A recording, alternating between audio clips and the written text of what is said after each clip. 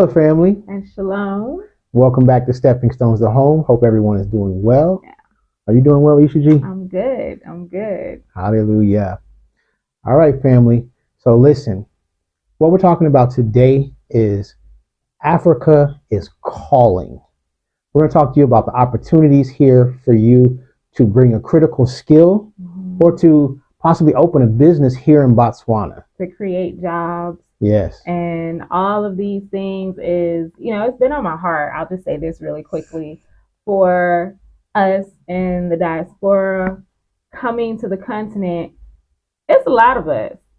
And I know that we've heard come back home, and many of us, we're here. Well, some of us, not a lot of us yet. And many of us want to come back home. And we're like, what does that even look like? Right. What does that look like for us to come back together here on the continent? And so we know that there has to be unity here on the continent. So for us specifically, because we're here in Botswana, there has to be unity between the diaspora and those who were native born here, right? So these critical skills jobs and also starting businesses, the ones that we're going to talk about, areas where you could do something like that here, it's to join together with our Botswana family or wherever you may go right here on the continent of Africa, to join together and to see how we can unify to actually bring jobs and to help build up the infrastructure. The infrastructure in the land. Right. So, that's what we're going to be talking about today. It's just a conversation that is really been on my heart. Like, what does all of this look like? And so the one thing is, yes, these jobs. So we're going to get into that right now. Yeah. First thing we're going to talk about are critical skills. Reason being, we were asked recently about types of jobs that are available here. Mm-hmm. Because like we said in our previous video, that you can come over here and work. So what types of critical skills jobs are available here in Botswana? So the critical skills jobs that are available here in Botswana, if you have a background in medical field, they need doctors, nurses, medical technicians. They need civil and structural engineers, architects, and quantity surveyors. All right. Also, my IT professionals and software developers, we need you here. All right. Because Botswana is really pushing to take their software and technology information here to the next level. So they really need the input and help. So if you're in that field, please, reach out to them. Also, they need educators who are skilled in STEM subjects, your science, technology, English, and math. Yes. Also, if you are anyone who has a background in dealing with special needs, and early childhood teachers are needed as well. I just want to stop right there really quickly and talk about this for a moment.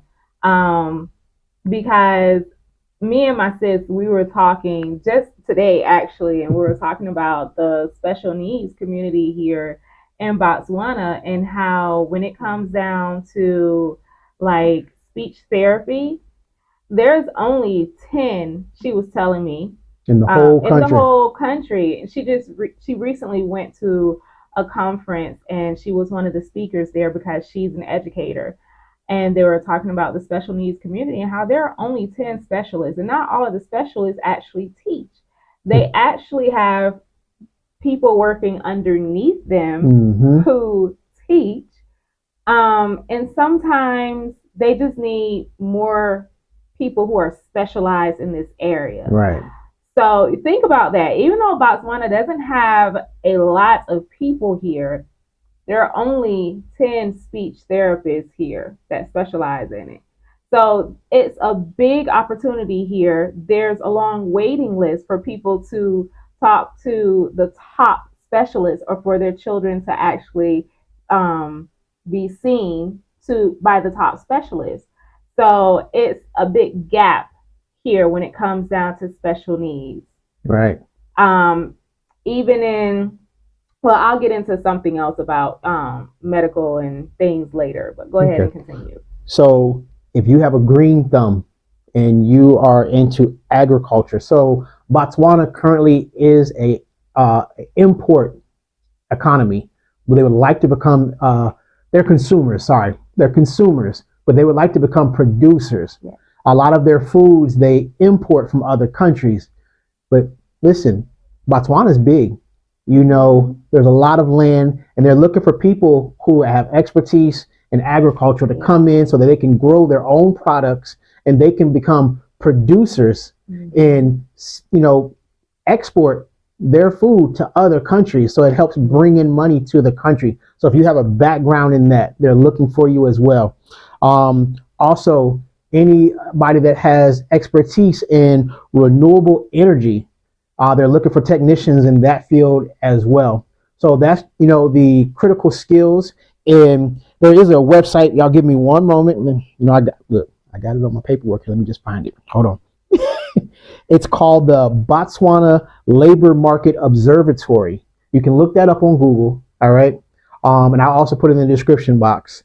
But you can go there and there's a list of all the critical skills that they're looking for here in Botswana. And if you are, have a background in any of that, it'll just follow the instructions in that tab, and it will show you what you need to do to let them know you have a background in that. Now, I just want to go back to the agriculture really quickly, the agricultural specialist. So, one of the reasons that's very important to a country like Botswana, we know that Botswana has desert, but it's also semi-arid. Yes. Means they get very little rainfall. We do get rain here, but it's not a lot. So when it comes down to growing food here, you really have to understand how to grow food in a climate like this. Yes. It's very easy to go somewhere where it's a lot of fertile soil, it rains a lot, crops can grow easily, but how do you grow crops? How do you allow your crops to thrive in a dry environment? A lot of what we see here is a lot of dry rocky areas. So they need specialists that know actually how to cultivate the land, who can grow food pretty much year round. So that's something that is needed, not just in Botswana, but really all over. But when you have drier areas, it's harder to actually grow food. So it would be great to have specialists come, not just to open up businesses in that area, but to teach how to cultivate the ground, how to get that ground where even though it may be dry right now, they know what to do to get that soil back to becoming very fertile for food to grow. So if you're somebody that you got a real good green thumb, or maybe you specialize in that in wherever, U.S. islands, wherever, and you're looking for a country where you can actually utilize that talent, come to Botswana. Botswana is a nice place to come. Yes. And, also I just want to say that by you bringing those skills here, it helps the infrastructure here. The infrastructure helps the people. So that helps us as the diaspora unite with our brothers and sisters here on the continent to make life better for them. Yes. To just show them that, hey, we're here with you, ready to get in the trenches with you, Right. So is that all you have? That's what I have for that. Okay, so I'm going to go into outside of special skills. What types of things would be nice if you wanted to start a business here in Botswana? Here are some businesses that you could start here in Botswana. Right. My first one on my list is construction and renovation companies. Now, they have a lot of construction companies here. Nice ones. Yeah, I can't even lie. They do. Botswana is growing, okay? And so there needs to be more modern neighborhoods created. Yes. There are a lot of neighborhoods, but we need more here in Botswana. Gaborone is a very, very nice city. I'm not gonna lie, it really is a very nice city. but everybody can't live in Gaborone. We Right. can't have 2 million people living in Gaborone. Right. So there needs to be more modern neighborhoods created, And housing growth. right here in Botswana and other areas.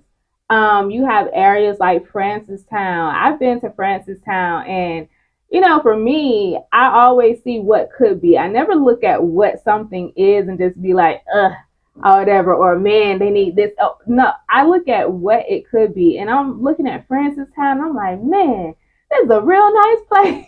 Yeah. And so it's so many areas that they just need, some modern homes, neighborhoods, communities, some community activities. And yeah, because like I say, everybody cannot live in Gaborone. Francistown is the second largest city, and Yeah. everybody can't live there. So as this country is growing, there's a little over 2.5 million people. I remember not too long ago, Namibia was at that number. They're over 3 million now. Mm-hmm. So we need more communities built, Right. more really nice modern communities built. And I'm going to say outside of Gaborone. I think about certain cities that you see on television, how congested they are. Even here on the continent of Africa, we don't want that to happen here. Not at all. In order for that not to happen, you have to have expansion. Mm-hmm. And so there has to be more places for people to go where they have access to everything pretty much that the capital offers. You need, more plazas and grocery stores and hospitals and doctors' offices. You need all of those things in these newer communities that will pop up. So that's my first thing on the list is renovation companies and construction companies. And I say renovation because there are a lot of homes here that are unfinished. So if you're a flipper, you got opportunity to come over here and flip. It's a lot that they're unfinished, but I look at them, and there's a TV show I used to watch called Good Bones, and I love renovations, right? Yeah. I love things like that. So it's like it has good bones, and it's like this could be such an amazing home.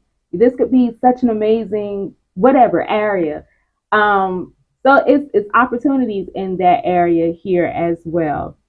The other one, my husband touched on health and wellness, and more so what I'm talking about now is like physical therapy, mental health, especially. Yes. Because one thing that we know, mental health is something that's new here on the continent. And even for the US, when it comes down to mental health, and I say Black people, African people, it's not something that it's kind of a taboo. Right. Even in the US, it's like if someone is dealing with a mental illness and they're African American, it's looked at like kind of strange, like what's wrong with them, or whatever. But it is something that happens, and it's a real thing. Mm-hmm. And it's new to our people. It's new. It's becoming accepted more in families, African American families in the US, becoming more accepted.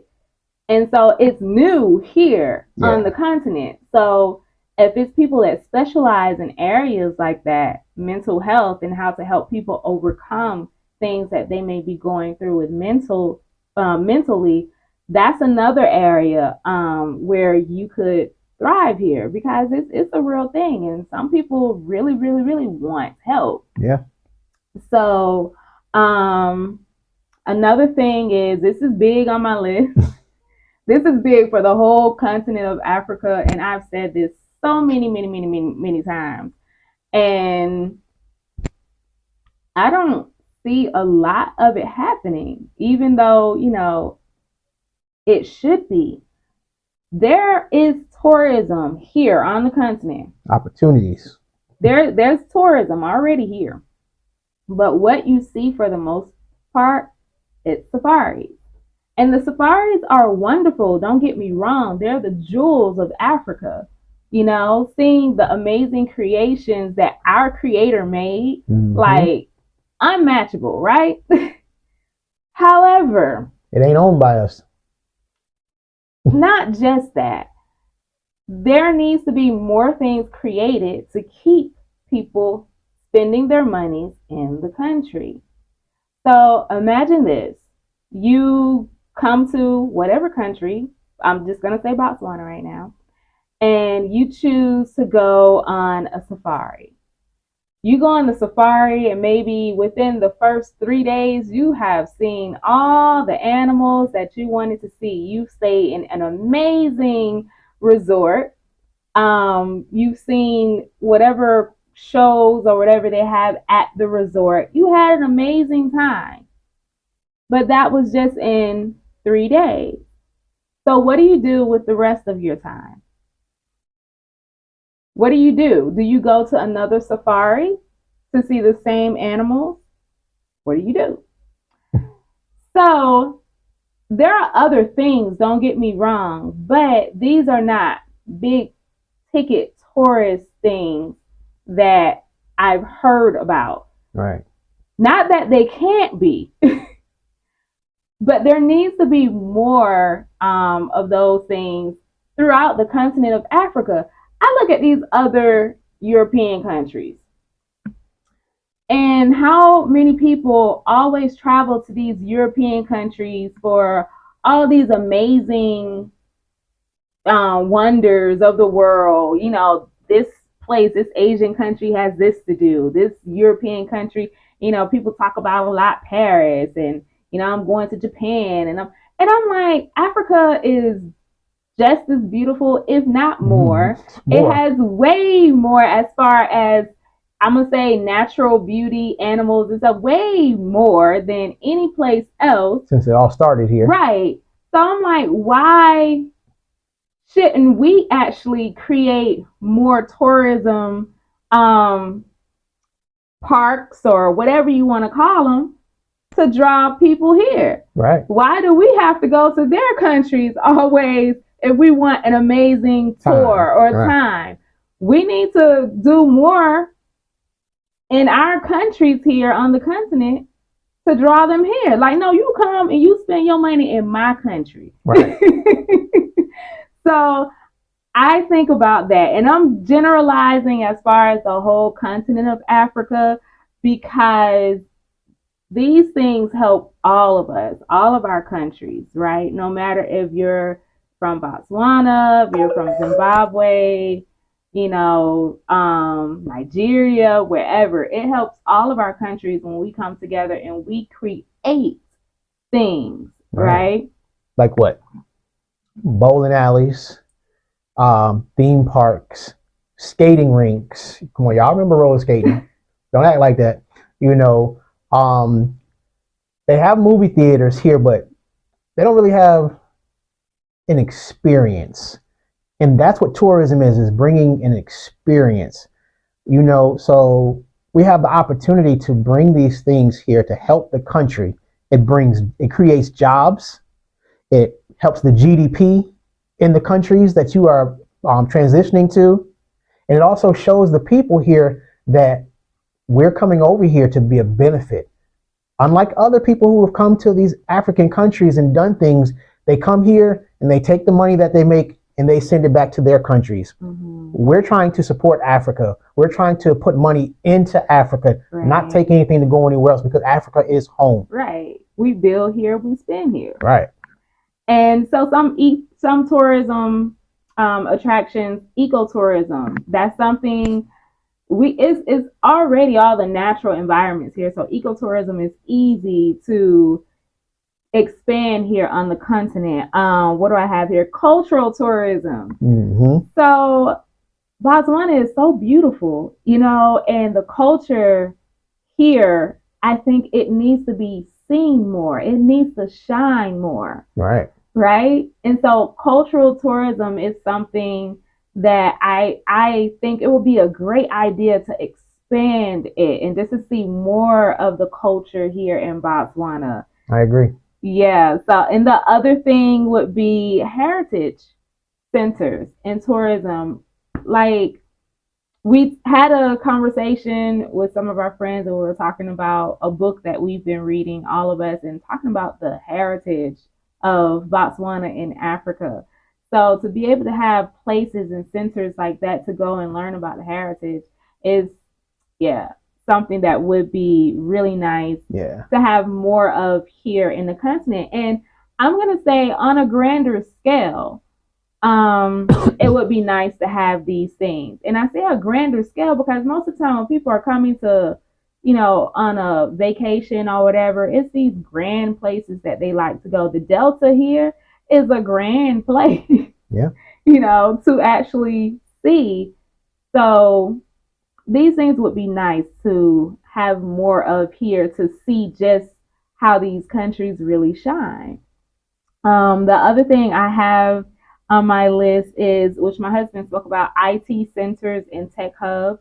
That would be nice. We actually went to a little spot the other day and it was really, really cool.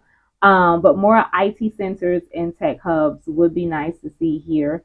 We talked about the organic farming. Well, we said agriculture, but I'm going to say organic agriculture because unfortunately, in some of our African countries, they import GMO stuff. We're starting to see a lot more of that GMO stuff trickling in to the supermarkets or to the outdoor markets.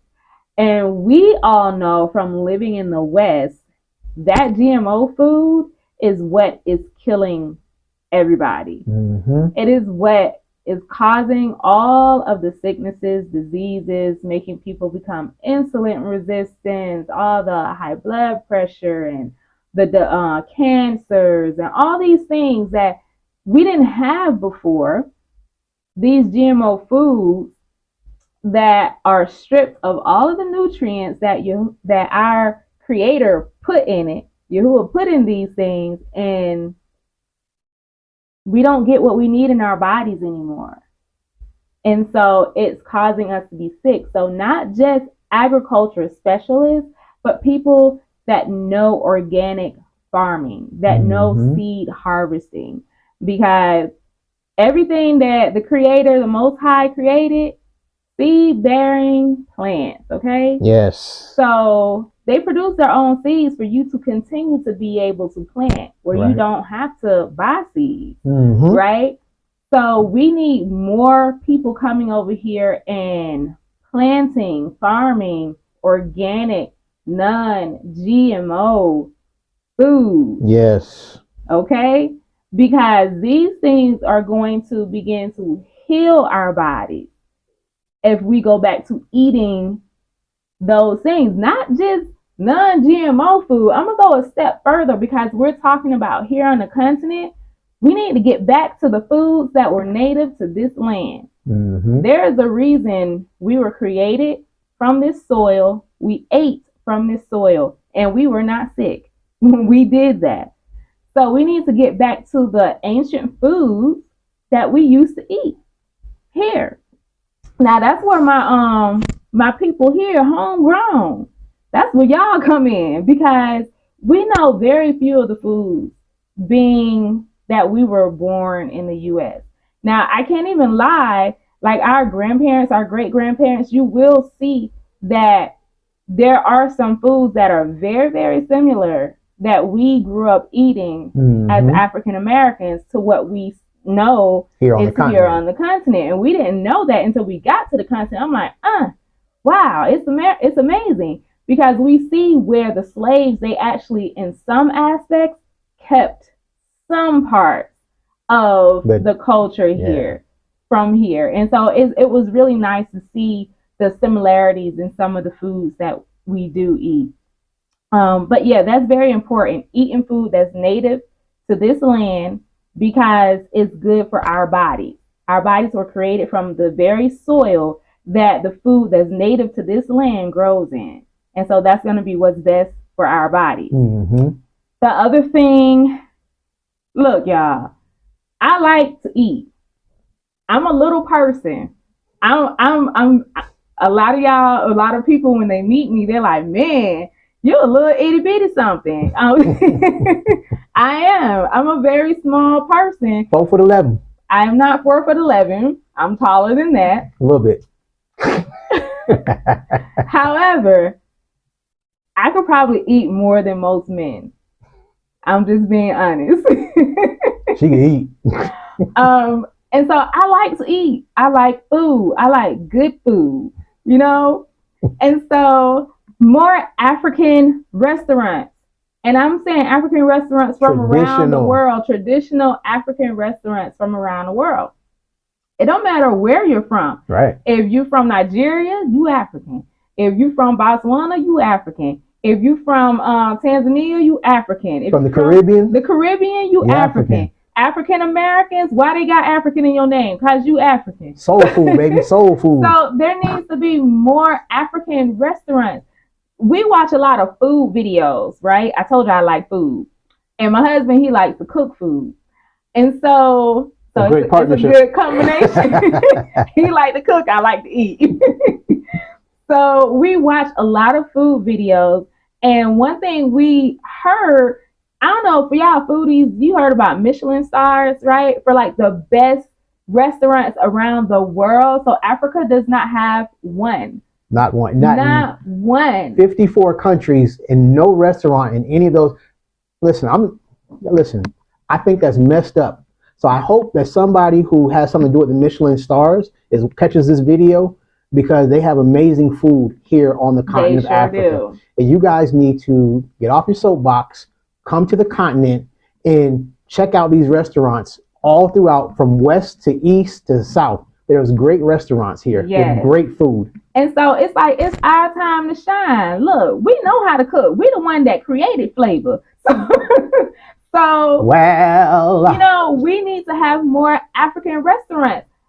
It is one of the things that it's cool to have restaurants. Don't get me wrong. It's like I said, a lot of nice restaurants here. However, it's more of Western food. Right. And you don't have like a lot of big restaurants. I'm saying big popular restaurants where it is traditional African food. You can find the traditional African food. That's not what we're saying. But it's normally off in a cut somewhere. Right. They need to be done on a mainstream level. Right. So like the restaurants that you're going to see at the malls here, those nice big cafes and everything like that. I'm like, look, we need to bring our stuff back here. It's cool to eat food from other places, but it's so many different African dishes and African people and tribes and everything. It's like, why in the world don't we have our food on display throughout the continent? This is Africa. Mm-hmm. You know, I know you can go and, like we say, we get the traditional foods, but when you go to the bigger restaurants, most of the time they're not African flavored restaurants. So I think that that's something that we need to look into and start bringing our style restaurants here. Start supporting our restaurants. Mm-hmm. So I'm passionate about food, y'all. Yeah. Calm down, love. Calm down. Another thing I have on here is natural hair salons. Now in Botswana, I know of one natural hair salon. So there is a big market for it. And the reason I say natural hair salon, I'm big on our natural hair. Me too. I have natural hair. Me too. I'm not knocking those that want to put weave in their hair. Do you? But I love, you know, my hair. I don't put weave in my hair. I used to, but I don't do it anymore. And our hair needs to be promoted more as well. And I know there was this big push a few years ago in the US with natural hair, and some of us still are rocking our natural hair and everything. But I see now a lot of our sisters are going back to that white crack. And that's not cool, because we're starting to see what that stuff actually does to your scalp and how it causes sicknesses in the body and stuff by putting those chemicals in your hair. Even the extensions, just finding out that they're making our women sick. So there needs to be more natural hair salons, not only to do hair, but to teach how to take care of our hair, how to make it easier for us to maintain our hair. So education needs to go into learning how to take care of African hair, because the biggest issue is they're saying it's too hard for us to actually take care of our hair. Look, I understand. However, there needs, even for me, I would love for somebody to come and tell me an easier way to maintain and manage my hair.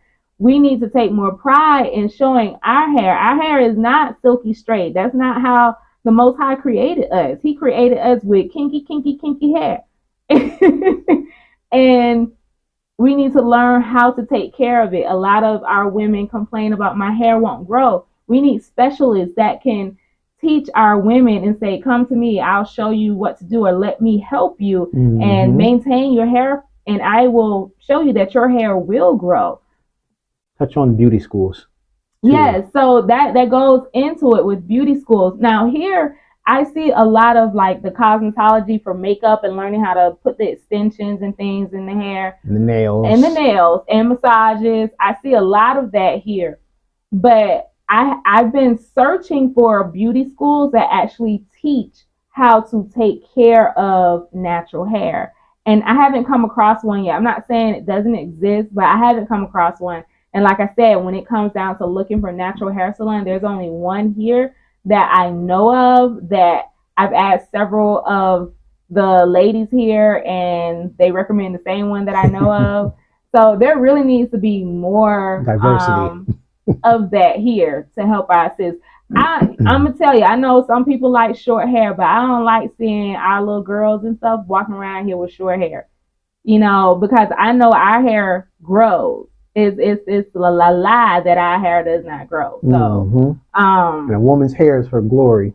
I love our sisters to rock our hair. I think about back in the 70s, right, when the ladies would wear their fros and they little puffs and everything, Afro puffs, and even back in the early 80s, me and my sister used to be puffed out all the time. So it would be nice for there to be more natural hair salons to take care of our hair without having to put extensions in our hair. If you want long hair, grow your hair long. So if it's like my hair is long but it's thin, well, learn how to get your hair to thicken up. So we need people who can teach us those things. Right. So all of these sectors that we've talked about is not just about creating jobs. It's really to create jobs and to make an impact here on the continent. To build a legacy. So when you make an impact here on the continent, you're going to have a lot of young people who now when they graduate, they have something to look forward to. They don't feel like they're going to have to struggle. They don't have to wonder what they're going to have to do. Another thing is we need more people to teach about business development. Yes. Because even though there's access to starting businesses here, learning how to really develop, cultivate those businesses so they're successful, we need people to actually teach that more here so that we have more young people being successful when they start businesses here. So they're not afraid that they're going to fail. So that's another thing. We want to make an impact here. We don't just want to come here and start businesses because it's not just about money. It's really not about money at all. So yeah, hiring locally, that's key. We ain't gonna do like people that come from other countries. You come over here and then you only hire people if you're Jamaican, you only hire Jamaican. If you're African American, you only hire African American. We're not doing that. You come over here and you hire the locals that need jobs. Right. Now, I'm not saying that if one of your brothers and sisters come and they need work that you can't hire them, but that can't be the mindset where you coming over here and you just like, no, all these are just for, my people. Like, right. No, because we have to get out of that mindset where it's not just my people. We are long lost family. Right. So the people here, that is your family. Exactly. You might not even know it. You probably doing one of your cousins like that. Don't even know. Your auntie 2 times removed. And when you're hiring, offer training. offer training, and not just a one-time training when they're starting, before they start the positions, but offer training periodically so that they can continue to develop in those positions and even more positions. Don't just keep them at the bottom. Allow them to move up in management, move up so they learn how to run those businesses. Don't be like, no, this is my business. I don't want nobody else to do this type of business or learn this business. I don't want somebody that works for me to end up being my competition. Listen, we're supposed to make sure all of us eat, not just us one. So it's a different type of mindset that you have to have when you come over here. It can't be a selfish mindset. Right. And this is why I said, how does that look, us coming back together? Because it can't just be African Americans, Caribbean Africans, European Africans. It can't just be that. Right. We have to learn how to work together to do this, to unify, to do these things. Another thing you can do, you can partner with youth groups here, or women-led groups here. That's really good, because when it comes down to young people and youth activities, there could be more here. There are sports here, but you don't really see organized sports here like that.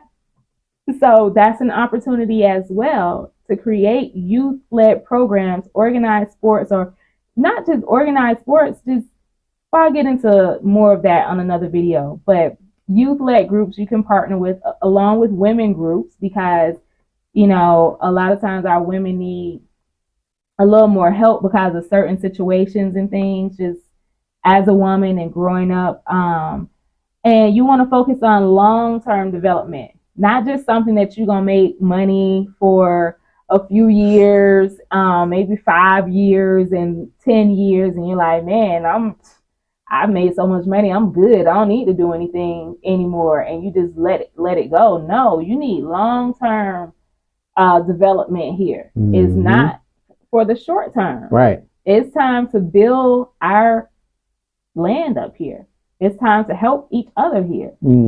So, like I said, it's not just about making money, it's about making a difference in the country, whatever country you're in. So I'm just saying it because I'm in Botswana, and I really love Botswana, guys. The people here are amazing, and they want us here. They want us to unite with them to make Africa not just better for the people in Botswana, but for their brothers and sisters that are returning home to the continent. Yeah. There's an opportunity here for us all to unite and do something special in Botswana. Yeah, we just have to really shift our mindset. And it's not just for our people coming to the continent, it's for the continent receiving our people as well. So this message goes both ways. Yep. Let me tell y'all, and this is the truth, there is no white person, there is no lighter whatever. Look, it's not going to be them that helps us to get to where we need to be. It's not. Because they don't want us to unite. We have to actually come together to do it. I know it may feel like, if I just keep getting these other nations to do something, eventually we'll have what we need. No, we'll forever be in debt. We'll forever be paying other nations. Right. We won't ever have everything that we need, because we'll always have to take and pay back. But if we work together, we can build something amazing here in Botswana and on the continent. Yeah. So that's my little rant tonight about opportunities and everything. And most importantly, it's the Most High that's bringing us together. It's Him that's going to work on our hearts. It's Him that's going to work on the hearts of our brothers and sisters who are born here to receive us. It's Him that's going to do the work. But we do have to be willing. We have to be willing to work together. We can't have that crab in a basket mentality anymore. It's never worked for us. And when we look around, no other nation has that mentality. It don't matter if they're enemies. When it comes down to it, push come to shove, they gonna help each other to rise first. And so us, no matter where we are, if we're in America, if we're in the Caribbean, if we're in Europe, if we're here on the continent, it's that same mentality everywhere. How can I get mine? How can I get mine? And our people, we gonna lie, we gonna cheat, we gonna scheme to get mine. And it's like we have never been able to rise with that type of mindset. And keeping that type of mindset is going to keep us right here where we are. We will never be able to move forward. So we have to actually start looking at each other as family. Let your spirit connect with that person's spirit. Mm-hmm. You need to be sensitive to the spirit. So when you're connecting like that, we have to understand this is family. It's not just a person. Right. It's not just any old person. This is family. Mm-hmm. And we have to start working together. Yes, together. So yeah, I'm done now. I'm done. Now that she's on her calm down, listen, guys, do us a favor, support the channel. Yes.